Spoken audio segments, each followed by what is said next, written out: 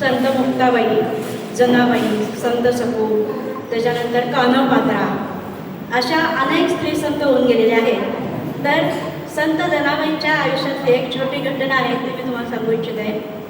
त्याच काळामध्ये संत कबीर होऊन गेले. तर त्यांनी जनाबाईंची कीर्ती करणोपकरणी ऐकलेली होती आणि त्यांना असं वाटत होतं की या संत जनाबाई कोण आहे, एकदा त्यांच्याशी आपण बोललं पाहिजे, त्यांना भेटलं पाहिजे, त्यांच्याशी संवाद साधला पाहिजे, अशी त्यांना भेटण्याची खूप अनिवार्य इच्छा झाली. म्हणून त्यांचा शोध काढत काढत ते आले. ज्यावेळेला त्यांना कळलं की संत जनाबाई या संत नामदेवांच्या दासी आहेत आणि दासी म्हणल्यानंतर त्या घरातलं सगळी कामं करायची, अगदी झाडणं, सारवणं, पाणी भरणं, स्वयंपाक करणं, दळणं, असे अनेक कामं त्या मनापासून करायच्या. आणि ते काम करता करता विठ्ठलाचं नामस्मरणही त्या करायच्या. आणि नामदेवांच्या म्हणजे जसं आपलं सान्निध्य असेल, सहवास असेल, त्याचा परिणाम आपल्यावर कसा होतो बघा. संतांच्या सान्निध्यात असता, आता आपण एवढ्या सुंदर सहवासात आहोत, सान्निध्यात आहोत, तर आपली आपोआपच अध्यात्माकडे आपली पण हे वळते, बोलण्याची, आपल्याला एकंदर संवाद साधण्याची, याच आपल्या डोक्यामध्ये कल्पना असतात.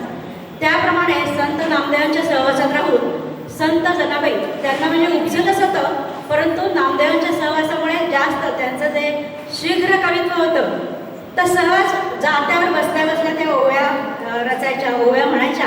आणि त्या ओव्या म्हणता म्हणता दळण कधी व्हायचं पहाटेच्या वेळेला ते कळायचं नाही. म्हणजे इतकं त्या तल्लीन होऊन जायच्या, थोडक्यात म्हणजे एकरूप होऊन जायच्या त्या कामामध्ये आणि विठ्ठलाच्या नामस्मरणामध्ये. वेगळं असं काही राहायचंच नाही त्यांचं. तर ते कबीर, संत कबीर शोध काढत काढत आले की जनाबाई कुठे भेटतील मला. जेव्हा ते संत नामदेवांच्यापर्यंत आले त्यावेळेला त्यांना घरामध्ये चौकशी केल्यावर कळलं की जनाबाई पाणवठ्यावर गेलेले आहेत.